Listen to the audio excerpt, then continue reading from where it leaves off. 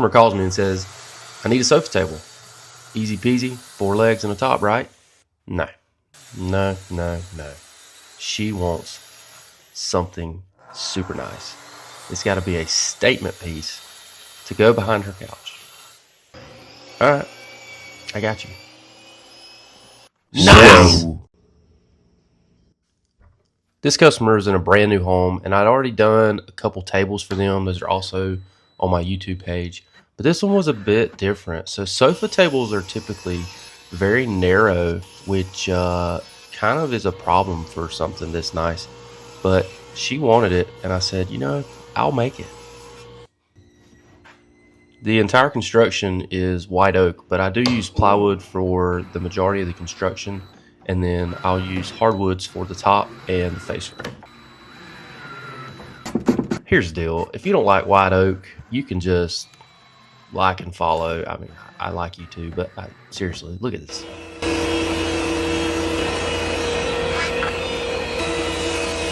Not gonna lie, I screwed up like 4 times screwing the bottom in.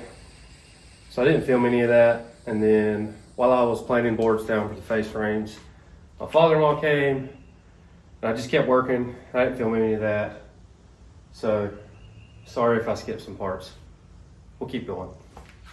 As if building high-end quality furniture is not enough, remembering to press play on a camera is even harder. I'm just getting used to this. Bear with me. At this point, I'm like, wow, this is a really nice cabinet, but man, look how skinny that thing is going to be. I let this part go a little long, but this is pretty satisfying, don't you think?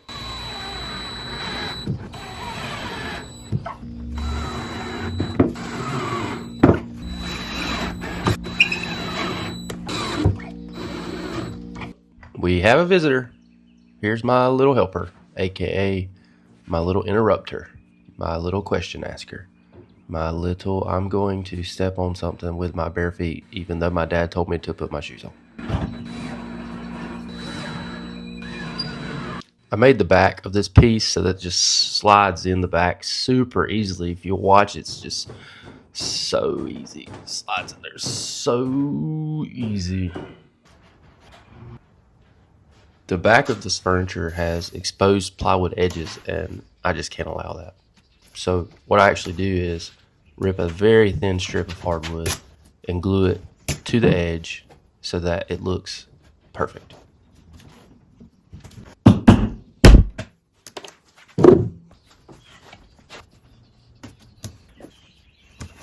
Another challenge of this piece was finding drawer slides that were that short. Did not allow for the back being inset, but I was able to make it work. I installed these brackets to attach them to.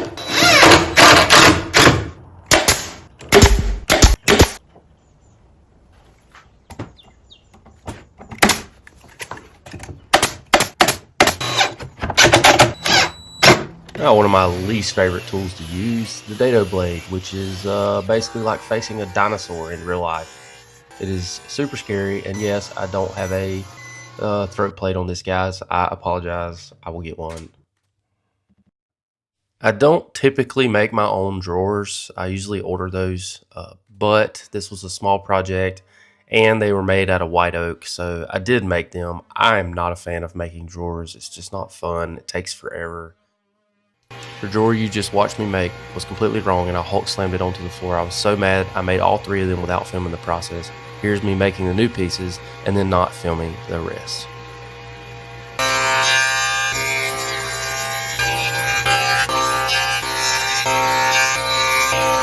For the doors, I decided to go with a outside mount overlap, and I was able to use plywood and put this cool little edge on it, which I really think ended up being my favorite part of this piece.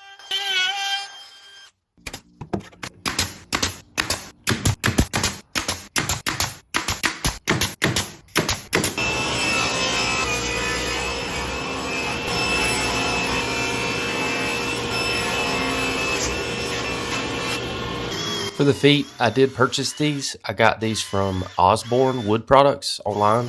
They make great products, and you can get them in any wood that you like.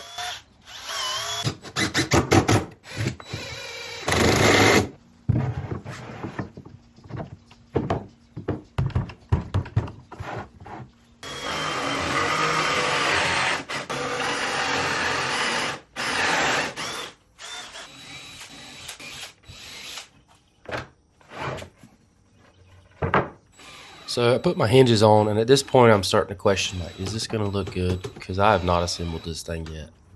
And then, bam, look at this.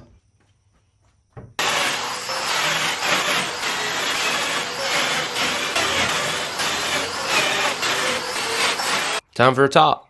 This is the easy part. Smallest tabletop ever.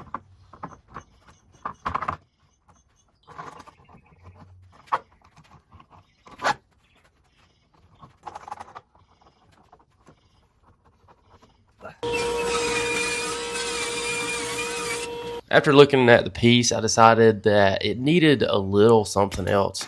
So I made some custom trim for this, and I'm so glad I did this. It really set it off.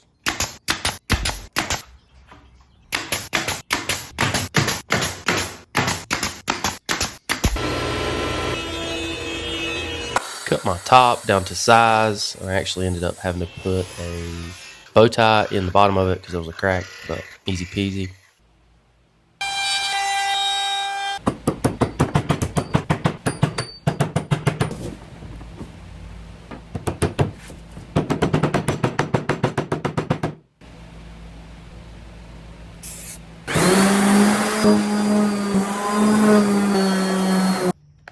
For the finish, you know I gotta use the Rubio one coat, my favorite.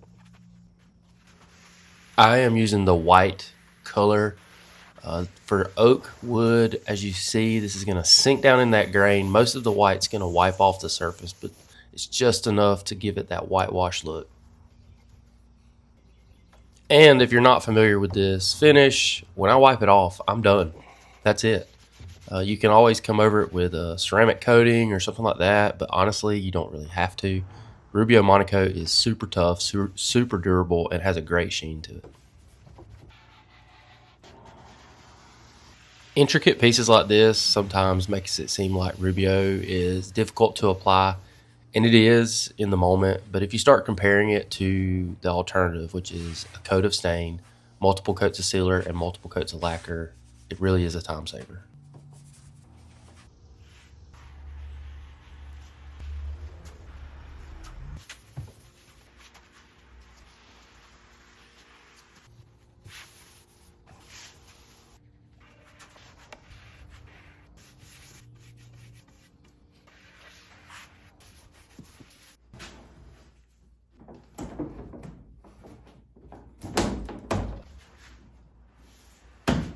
My drawer slides are undermount, which comes with these clips, makes it super easy.